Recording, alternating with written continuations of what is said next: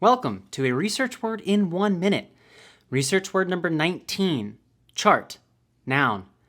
American pronunciation, chart. Chart. British pronunciation, chart, chart. meaning. Chart means a picture, figure, or graph that clearly arranges information. Common usages in academic writing that you need to know are draw a chart, use a chart, the chart shows, the chart illustrates. Example sentence number 1, chart, noun. We use a chart to plot 10 years of data.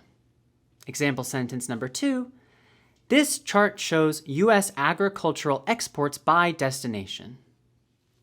Now you can use chart confidently in your research. Please write a sentence using chart as a noun in the comments below, and I will fix it in a reply. Remember to like and subscribe, and I'll see you in another video. Bye!